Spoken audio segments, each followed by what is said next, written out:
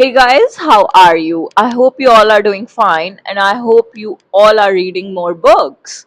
Um, I am so sick again. The weather here is changing, monsoon is here, but still not here completely. So there is summer as well, and this, hot and cold stuff has made me sick.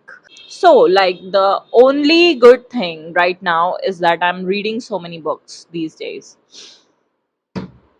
But unlike me, if you are in a slump, I have 10 books that will or that are like likely to get you out of your reading slump.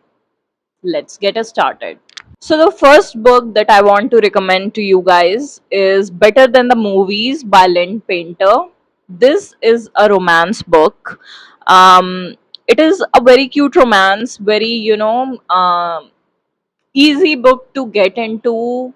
You will like it because there are a lot of movie references, there are a lot of um, quotes from the movie, good quotes. So yeah, it will keep you going. And the female main character is a bit annoying, but I am still to find a book where the female main character is not like slightly annoying. But yes, Wes Bennett is so good, so cool, good dialogues as well. You are likely to finish this book if you are in a slum. The second book is A Good Girl's Guide to Murder by Holly Jackson. Now, this book is a thriller book, it's a mystery, and I know that there is a Netflix series, and most of you will think that why, buy this book, why read it if the series is already there. First of all, the books are always better. And if you have read this book already and if you have seen the series, you will agree that yes, the book was so much better. Like, I think they made the whole series in such a haste. I don't know what they did. The characters were like very good. Good casting. I think Colin Hoover should take notes, but I've heard that the cast of Verity is very good. Like, I like the cast of Verity, so yeah, I'll let it slide, I think. Anyway, coming back to the book, this is a great, high school mystery where a girl, for her, I think a project, a minor or major project, she picks up this old case that was, unsolved, but it was like sort of declared solved. It The blame was put on an Indian guy, and yeah, they were just done with the case. But um, this high schooler just wouldn't let the case go, so she picks it up, and then things start turning um, for worst for her. But then the brother of the one who was blamed joined in, which was Ravi Singh, and he joined in, and together they solved this mystery. So yeah, this was the whole thing of who did it. And yes, it is great to read. You will think that there is a person who might have done it, but yeah, you will be wrong. Yes, I made the same mistake. I couldn't figure it out until it was in my face. So yeah. And the next book is, oh my god, this was such a great book, by the way, and I still don't know why I haven't like read the second part. Like, I have no idea. I just have this fear that the second part is not going to be that good, so I'm just not picking it up. Girl math, I think. But yeah, the book is The Inheritance Games by Jennifer Lynn Barnes. So this book is a thriller. It's a mystery where again a high schooler inherits a, I think, $1 billion as wealth, and nobody knows because she's not related to the guy who signed the will. He's an older guy, probably the age of her grandparent, and along with the his grandkids, there is this random girl who inherits all this wealth. and there is, mysteries, there is puzzles. You will enjoy it and all of that. So I think if you are in reading slump, you would want to pick this up because, yeah, I finished it in 2 days. That is saying something. It's a big book. Now, the next book that I'm going to recommend you is a classic. And you might be thinking, why is she recommending this book to the people who have already read it? But this is Wuthering Heights by Emily Bronte. Um, I'm recommending this book because, yes, first of all, this is a great classic. I don't know why I love this. I'm still trying to figure it out. But yes, this was one of those classics where, I think inhaled every sentence, but then I have to remind myself that, slow down. You're not getting the gist of the book. Slow down. You have to slow down. But I was like, you know, so in sync with the book because it was so relatable to me. A lot of all the characters are flawed. You will not like any character, but they will be very relatable. I'll give this to Emily Bronte. She just made this so much, um, unlike fiction. I felt like I'm reading a novel about like some people that I know with all the character flaws and very real people. So yeah, was I will won't say that I finished this book very quickly because, like I said, I had to remind myself that slow down. You have to annotate. You have to, this is a classic. You will get a great deal from it, which I did.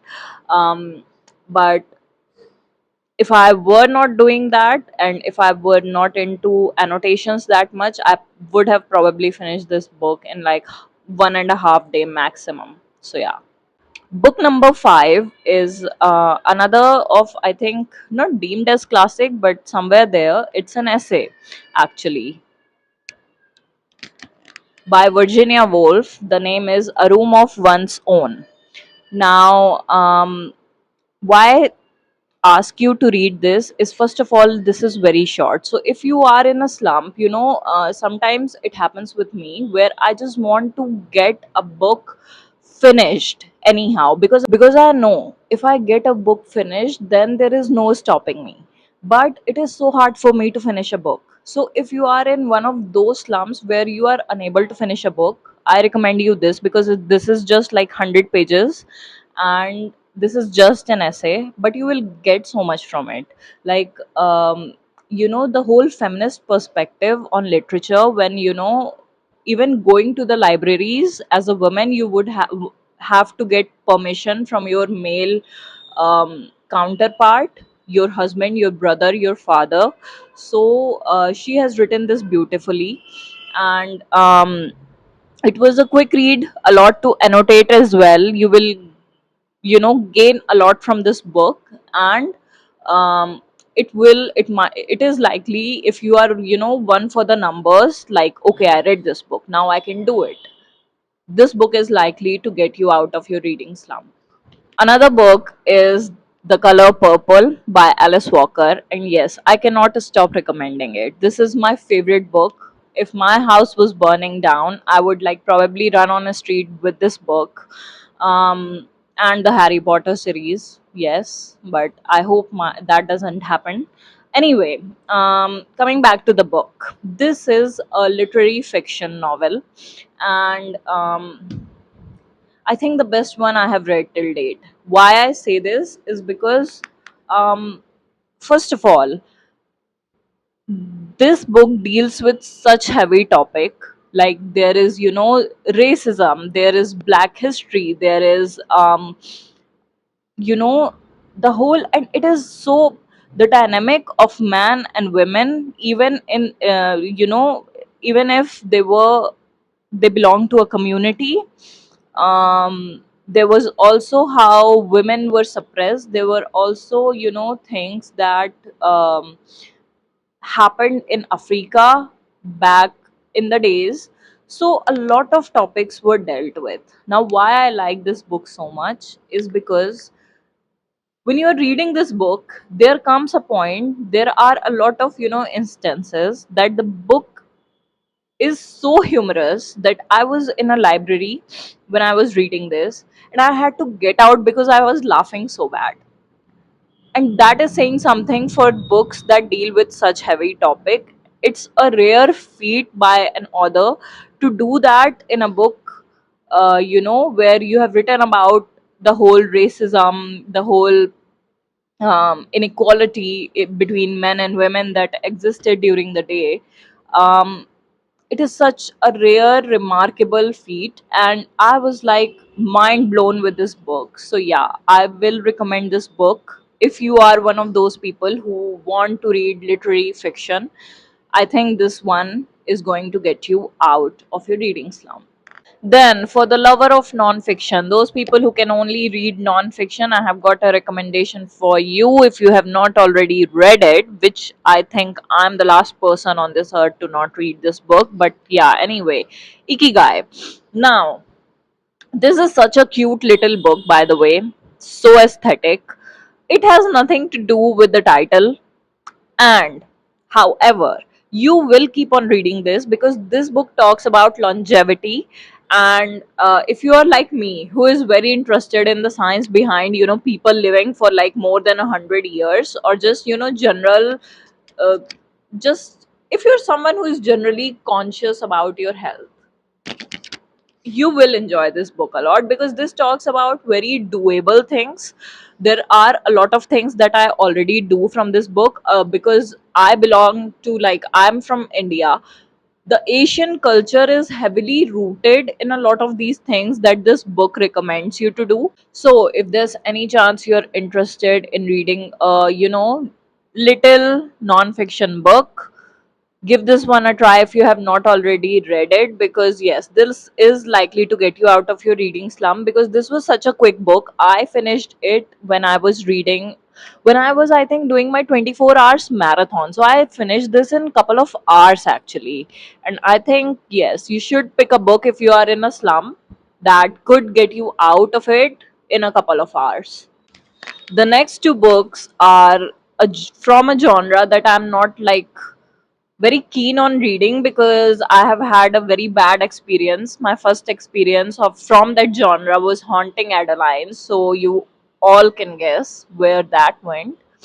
However, I have given this genre a couple of tries, and I finally found two books that are worth, like, reading as a dark romance reader.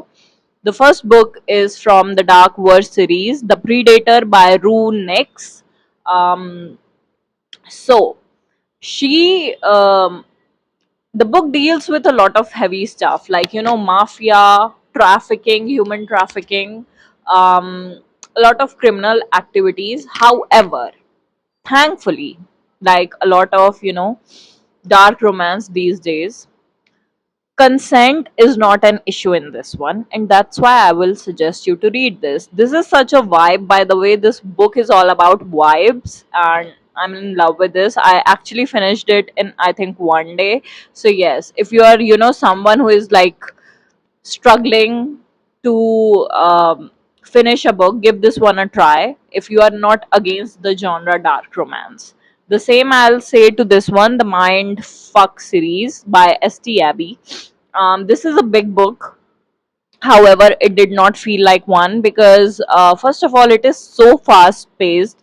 Like, you will not get bored until you're like way in the, in the story. And even if you are like bored somewhere after, completing 500 pages, you will still not give up on this book like me, because you will like, you would want to see where this goes. So I think these two dark romance books were, good one from the genre, and it is likely to take you out of your reading slump. The last book, however, I don't know, like, the first book of the series is going to put you in a slump because it did. That was the case with me. It was so boring. However, if you somehow finish, like, if you somehow manage to finish that book, Lo and behold, the second part is so much better. I'm talking about A Coat of Mist and Fury, the second part of A Coat of Thorns and Roses, Roses and Thorns, something like that. The first book was, yeah, 3-star generous. The second book, oh my god, the banter, the flirting, recent, hello, fair darling. Need I say more? So, if you're a fantasy girly and if you have not given a chance to Sarah J. Maas, this is a very basic book. And if you're trying to get into the genre of romance, start with either Akota or Fourth Wing. Like Fourth Wing, first book is great, second book is I don't know what was going on, but yeah. But that is not the case with this one. First book was, yeah, a bit difficult, but the second book, bang on, 5-star totally. So I think, guys, that's it. That's for the video. I hope one of these books helps you in getting out of a reading slump if you are in one. And I'll see you in the next one, guys. Bye.